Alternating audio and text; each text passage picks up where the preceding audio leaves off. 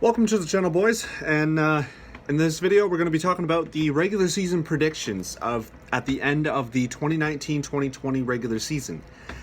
So I'm excited as an NHL fan for this season because there are so many up-and-coming teams, new players like Jack Hughes and Capo Caco, just to say some, and there's also new faces on new teams. Tyson Barrie on Toronto, PK Subban on Nashville, just to say a few.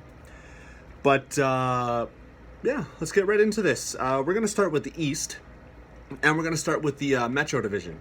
So in 8th, I have the New York Rangers. Yeah, I know they got Panarin, but I mean, I still don't see them making a big comeback or anything. To me, they still have to add a few more pieces. But you never know. I could be completely wrong. Watch at the end of the season, and this is all just mumble jumble, and it just doesn't mean anything. But we'll have to see. In 7th, I have the Columbus Blue Jackets. Yeah, I mean, they lost Panarin, they lost Duchesne, they lost Dzingel, they lost Bob. Like, they shot themselves in the foot. Like, if they get higher than 7th, I'll be really, really surprised. But they're just, right now, they're crumbling at their own feet. Nothing's happening for them. In 6th, I got the Devils. Even though they got Jack Hughes and they have PK Subban now, I still don't see the chemistry working out, even though I really want it to work out, because I like the team and I like Hall and I like Subban. I want it to work out for them. But I think at the beginning their chemistry is going to be bad, but they might pick it up near the end of the season, but I think it's going to be way too late for them. So 5, which is the Philadelphia Flyers. I don't think this is going to be the second wild card spot. So I have a wild card in each division.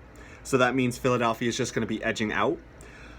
I think that they'll be close, but I still don't think they're going to make it, just because there's other teams that at the moment are better than them, even though they have a solid team with Couturier and Giroux and all of them, like Provorov, and their solid defensive core. But I mean, they are kind of weak on the goalie front because Neuwirth is gone, and we'll just have to see what happens. So the first wild card spot, I have Carolina. Now, they were solid this season. They made it to the third round. I can definitely see them making the playoffs again. But to make it to the third round again, that's a lot to ask. We'll just have to see what happens. Third, we actually have the Islanders, who Carolina knocked out in the second round of the season that just passed. The Islanders definitely can make it again. They have a strong team. A weird team because they made it decently far without Tavares, but we'll just have to see what happens. And then obviously the top two in the Metro, we got Pittsburgh and Washington. They have been good. They've been good for a while because of Crosby and Ovechkin on the respective teams. They have a good team around them too. 2 superstars. Washington has Kuznetsov, Tom Wilson, TJ Oshie, solid goalie in Braden Holtby. Then their defense is awesome as well. Pittsburgh, same thing. There's some questions, like you don't know if Letang's going to be injured, and I mean, if he is, they still have a decent defensive core, but their offense is going to be what helps them, especially with Matt Murray in net. So yeah, I think Washington, Pittsburgh, Islanders, and Carolina are all going to get a spot in the Metro. In the Atlantic, starting from the bottom, we have the Ottawa Senators, who are pretty much a dumpster fire. I talk to a lot of Ottawa fans, and they all say they're a dumpster fire. And, I mean, I have to admit, I agree. The only bright spot at the moment on the team is Chabot, and if they add some of their solid AHL talent, like Batherson and others, I think they could make a case for them, but not next year, maybe in 2 or 3 years. So in 7th, I have Detroit. Pretty much the same thing as Ottawa. They're a dumpster fire, but as with Ottawa, they have prospects that they can bring up, and they will probably be good in the next few years. But right now, no. Buffalo, they have a lot of talent, but their chemistry problems. For some reason, it's just not working for them, and I don't understand why. But maybe if they make a few moves and somehow get the chemistry to make it into the playoffs in a few years, hopefully, or if they can make a move this season, that would be really good for them, because I'd love to see them in the playoffs. That'd be fun. A new team. 5, another team looking outside of the playoff line is the Montreal Canadiens. With them, it's kind of the same thing as Buffalo. They have the good players. It's just the chemistry. Like, they have Drouin, they have Domi, they have Gallagher. They have a good team. It's just, for some reasons, it's not clicking all the time chemistry-wise, and they might have to make a few moves to make something work. Who knows? So, the top 4 teams now that will make the playoffs, in my opinion.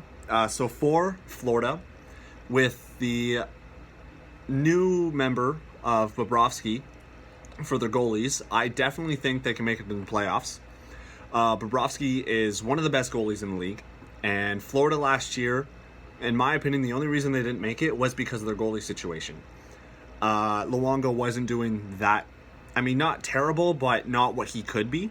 So with Bobrovsky, I definitely think they're in contention now, especially if Huberdeau and Barkov continue going off like they normally do. 3rd, I'm going to say Boston. Amazing team.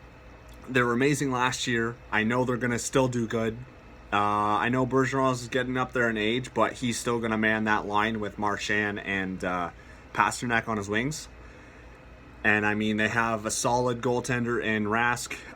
Their defensive core is still manned by Chara, and they have McAvoy, who will step up once Chara leaves. So it's solid. 2nd is Toronto. So obviously that means it's going to be another Toronto versus Boston series if it works out, of course. Toronto, I can definitely see them making it number 2 as long as Marner signs his contract before the regular season, because Marner and Tavares' chemistry last season was insane, and especially if Matthews can stay healthy the entire season and he can help by anything over 80 points would be fantastic, because that would help so much. The defensive core is the only question, but with Barry added in the offseason from Colorado, it definitely could help, and it will help. But the only thing is, we had to get rid of Kadri, and we had to get rid of Calle Rosen, who would have been a solid top 6 defenseman for us. And at the moment, Dermott is currently injured, and I'm not quite sure actually when he's supposed to come back. So that's going to be a big hit until he does come back. And obviously, number 1 in the division, Tampa Bay, no question. They'll probably win the Presidents again this year. Unless Washington, but no, it's probably going to be Tampa Bay. Insane team, nothing else really to say. Vasilevsky is insane. Yeah, to be honest. On to the West. The Pacific Division. The LA Kings. I'm going to say it again. Dumpster fire. But in the next few years, with solid draft picks, and if they can make smart moves and trades, they can definitely come back up. Yeah, Jeff Carter's getting up there in age. Same with Kopitar, Doughty. But I mean, up-and-coming players in the draft and their system, they can definitely be better in years to come. Anaheim, yeah, to be completely honest with you, they're in the same, I wouldn't say dumpster fire, because they're in a better position, but they got rid of a few players. Gibson was playing pretty good for them, but they just need to make some moves. They need to get that chemistry up, as I keep saying. Edmonton, I don't know what's wrong with Edmonton. They have McDavid, they have Draisaitl. I'm pretty sure between them they had over 200 points, McDavid and Draisaitl, and they still missed the playoffs. They were I think 6th or 5th in their division. But maybe they just need another really good winger to play alongside McDavid so that Nugent Hopkins or Draisaitl can man the second line. and maybe that'll help them. I'm not quite sure. Vancouver, I'm going to say that they are on the outside looking in, even though I really want them to make the playoffs. Just because they have the talent with Pedersen and Besser. Obviously, Besser still needs to sign his contract. But I don't know. I know they also did get Tyler Myers in the offseason, but I don't know if Jacob Markstrom can actually man them to the playoffs. They might need a better goaltender, but he could prove me wrong and they actually could make the playoffs. You never know. So the top 4 in the Pacific, I think the first wildcard spot is Arizona. With the addition of Phil Kessel, I definitely think they can make the playoffs because him and Clayton Keller, in my opinion, I think that's going to be a really good pairing. They'll just need the leadership from OEL, Oliver Ekman-Larsson, and they'll just need very solid goaltending. Third, Calgary. They were first at the end of the season last year. It's not that I'm saying their team decreased. It's just saying I don't know if they're going to have that chemistry and that drive to play like they did last season. They definitely could because they do have a solid team. But we'll have to see how it goes. Second, we got Vegas, in my opinion, and first is San Jose. I put San Jose above Vegas just because they played very good last season, and I definitely can see them make it to first, especially because they re-signed Carlson for a ridiculous contract, but they still have their team intact except for Joe Pavelski, unfortunately, who went to Dallas. But I definitely think without Pavelski, they can still do really good. Now, I put Vegas second just because, I honestly see San Jose making it ahead of them, but probably by a few points, maybe even just like a single win. Because they have a solid team as well. Their top 6 will be pretty good with William Karlsson. They got Marchessault. I can't actually remember the others, but I know that Riley Smith, but I know they have a solid top 6. They have Marc-Andre Fleury, who's amazing in net. I definitely will see them top 2. So the last division is the Central. So last, in 7th place, I have Minnesota.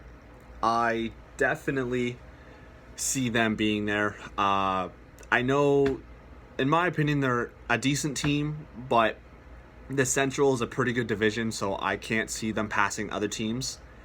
But you never know. Chicago, same thing. They have a decent team, but the other teams in this division are better than them. Chicago has seen better days, especially from 2010 to 2015, where they won 3 cups.